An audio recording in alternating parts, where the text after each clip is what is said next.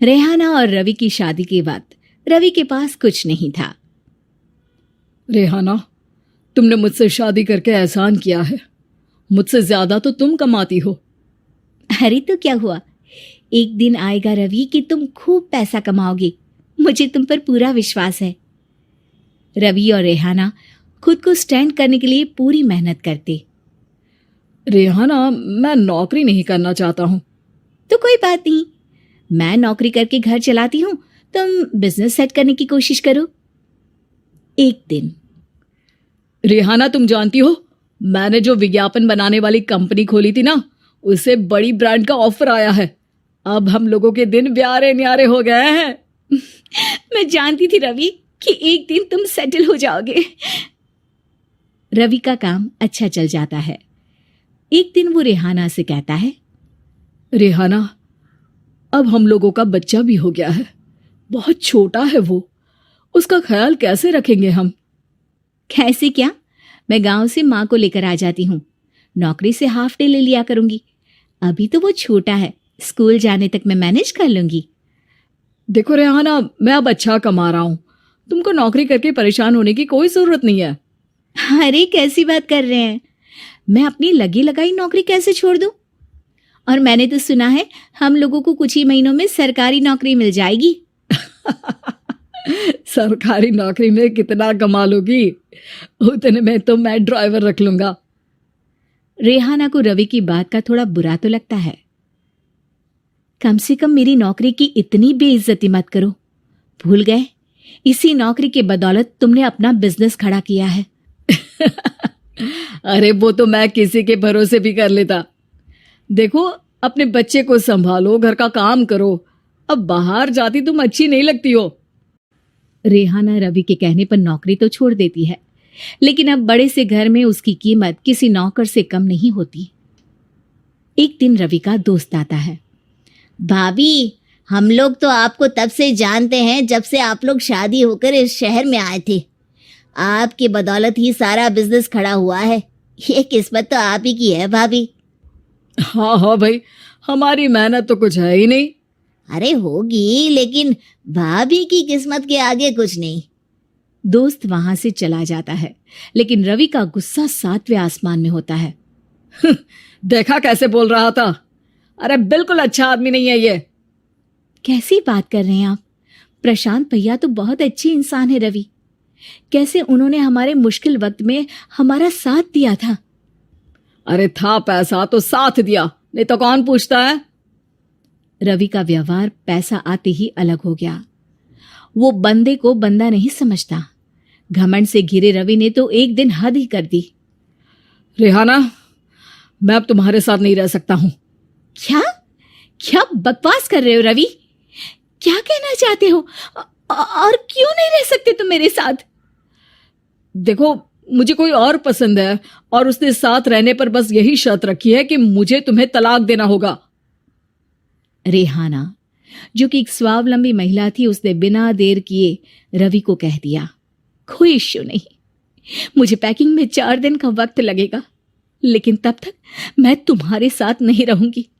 4 दिन के लिए तुम कहीं और शिफ्ट हो जाओ, मैं घर से निकलूंगी तो बता दूंगी। रवि घर छोड़कर चला जाता है। रेहाना को दुख होता है, वो रोती है, लेकिन व्यवहार से स्ट्रांग रेहाना को पति के वापस आने का और उसे सबक सिखाने का पूरा भरोसा था। फिर एक दिन, अरे शुशिका, कब शादी करोगे तुम मुझसे? यार, मैंने तो सोचा था तुम शादी से पहले मुझे विदेश लेकर जाओगे, महंगी कार दिलाओगे। अरे सब दिला दूंगा, लेकिन पहले मुझसे शादी तो कर लो। हाँ हाँ, क्यों नहीं। मैं कुछ दिनों के लिए अपने मम्मी पापा के पास जा रही हूँ और लोगों से अपनी शादी की बात करूंगी। अरे शुशिका, कैसे रहूंगा मैं तुम्हारे बिना? अब तो शादी ही होने वाली है हम लोगों की। शुशिका रवि को छोड़कर चली जाती है। रवि घर आता है, जहां रेहाना को ना पाकर उसे सब अजीब लगता है। घर तो रेहाना के बिना कुछ नहीं है, बच्चे की याद भी आ रही है। चलो एक वीडियो कॉल कर लेता हूँ। रवि रेहाना को वीडियो कॉल करता है, लेकिन रेहाना फोन नहीं उठाती। रात को सोते वक्त मन कर रहा है मुन्ने को गले लगा लूं। चलो कोई ना, शुशिका से शादी के बाद मेरे और भी बच्चे होंगे। अगले दिन रवि ऑफिस जाता है जहां टीना खड़ी होती है। सर, आपने अपने नए ऐड के लिए मॉडल की रिक्वायरमेंट डाली थी ना, मैं उसी के लिए आई हूँ। रवि टीना को देखकर खुश हो जाता है।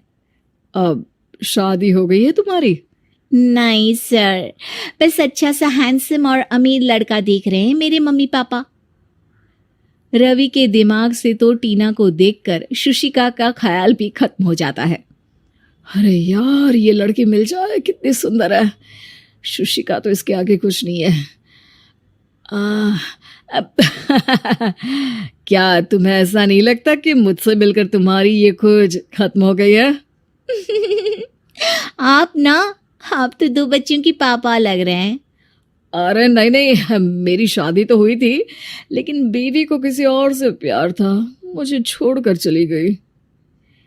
खैर, टीना की दोस्ती रवि से हो जाती है, लेकिन 1 महीने बाद शुशिका रवि के पास वापस आती है। मेरे मम्मी पापा तुमसे मिलना चाहते हैं, लेकिन उन लोगों को ये मत बताना कि तुम पहले से शादीशुदा हो, और हाँ, शादी से पहले अपनी सारी प्रॉपर्टी तुमको मेरे नाम करनी होगी। अरे पागल, अब मैं तुमसे शादी ही नहीं करना चाहता। भला ऐसी लालची औरत से कौन शादी करेगा? तभी वहां टीना आ जाती है। रवि, ये पागल सी औरत कौन है? देखो, तुमने ही कह दिया ना पागल, तो पागल ही है। पता नहीं कौन है, कह रही है शादी कर लो, लेकिन शादी से पहले अपनी सारी प्रॉपर्टी मेरे नाम कर दो। बोल तो सही रही है। वैसे तुम जानती हो, मेरी एक सहेली है, उसके पति ने उसे पैसा आते ही छोड़ दिया, जबकि उसको खड़ा करने वाली ही मेरी सहेली थी। और मुझे भी भरोसा नहीं है। अगर मैं भी तुमसे शादी करूंगी तो तभी जब तुम मेरे नाम अपनी सारी प्रॉपर्टी कर दोगे। अरे हाँ हाँ, क्यों नहीं, बिल्कुल कर दूंगा। रवि और टीना की शादी की तारीख तय हो जाती है। वो अपनी सारी प्रॉपर्टी के कागज लेकर शादी वाली जगह पर पहुंचता है, लेकिन वहां टीना आती नहीं। रवि टीना को मैसेज करता है। कहाँ हो? सॉरी, मैं तुमसे शादी नहीं कर सकती, मुझे तुमसे भी ज्यादा पैसे वाला मिल गया। रवि को गुस्सा आ जाता है। वो गुस्से से सारा डेकोरेशन तोड़ रहा होता है कि वहां रेहाना आ जाती है। सर, क्या हो गया? क्या डेकोरेशन पसंद नहीं आई आपको? तुम यहाँ क्या कर रही हो? मैं यहाँ की डेकोरेटर हूँ। क्या आपको पसंद नहीं आई यहाँ की सजावट? रवि दौड़कर रेहाना के गले लग जाता है। मुझे माफ कर दो रेहाना। रवि रेहाना के गले लग जाता है और रेहाना टीना को थैंक्स का मैसेज करती है।